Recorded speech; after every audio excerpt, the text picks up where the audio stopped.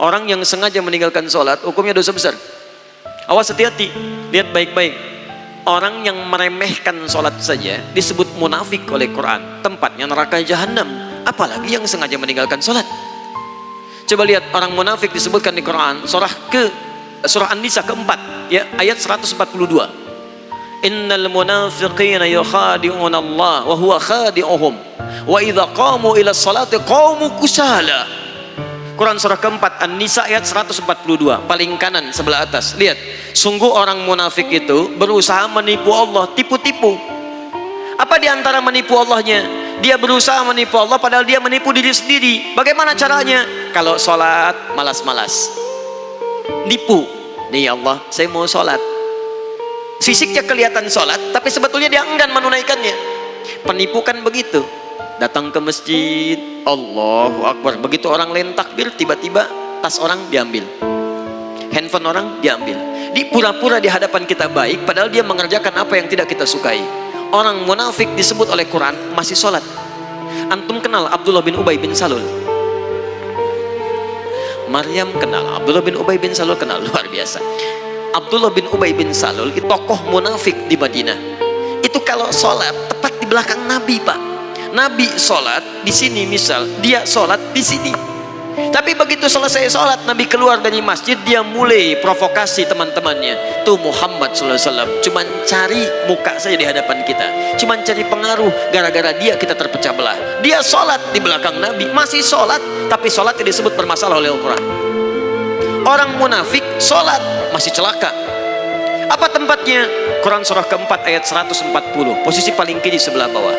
Innallaha jami'ul munafiqina wal kafirina fi jahannam jami'a. Allah akan himpun orang munafik dan orang-orang kafir di neraka jahanam. Orang munafik masih sholat, tempatnya neraka jahanam. Ada orang sengaja meninggalkan sholat, maka tempatnya di mana? Paham ya? Baik.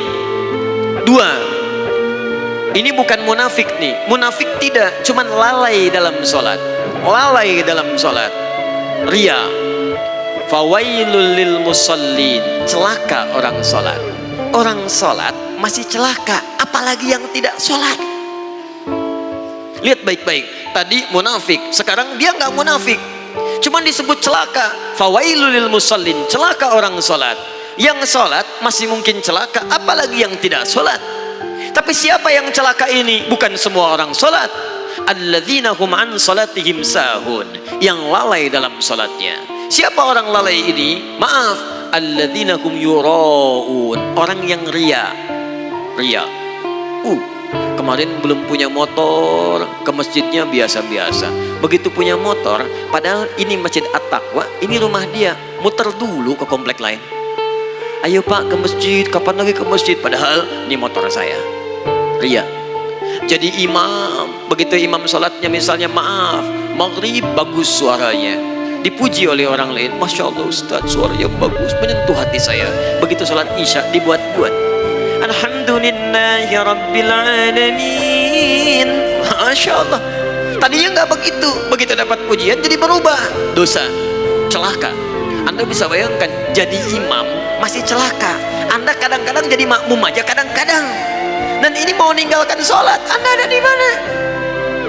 Paham ya? Jadi ingat baik-baik, kalau kita bisa bandingkan dengan baik, itu bisa motivasi kita dalam kebaikan insya Allah. Nah sekarang apa hukumnya? Ada orang Islam beriman pada Allah, mohon maaf, dia tinggal di samping masjid, ini masjid, ini rumah dia, tapi dia nggak pernah mau ke masjid. Apa hukumnya? Dosa.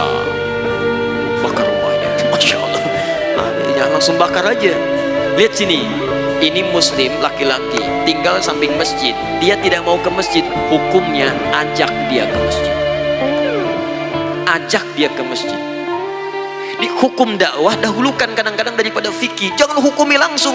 Barangkali dia dititipkan oleh Allah dekat dengan Anda, supaya Anda ajak dia. Ini Anda tanya kepada saya, apa hukumnya orang meninggalkan sholat wajib? Akhir-akhir ini saya sering dapati orang meninggalkan sholat wajib. Maaf, cuman Anda yang mendapati, yang lain tidak mendapatinya. Barangkali ditunjukkan kepada Anda supaya Anda mengajaknya, bukan untuk menghukuminya. Ayo ajak dia dengan doa, ya Allah lembutkan hatinya. Sebelum engkau wafatkan, ya Allah beri kesempatan dia untuk menunaikan sholat, berikan kekuatan dalam jiwanya. Anda doakan setelah Anda bangun tahajud, maka cepat Allah kabulkan. Besoknya Anda ajak lagi, baik kawan, ayo kita tunaikan sholat. Sholat kan nomor 2, nomor 1 main bola dulu, gak apa-apa. Hari pertama jalan lagi, hari kedua ingatkan lagi, hari ketiga ingatkan lagi. Bahkan barangkali dengan terus-menerus diingatkan, maka muncul hidayah dalam dirinya. Wadzakir fadzakir innama anta mudzakir lasta alaihim bimusaitir wadzakir fa inna dzikra tanfa'ul mu'minin. Ingatkan karena peringatan itu bisa memberikan dampak pada orang-orang yang beriman.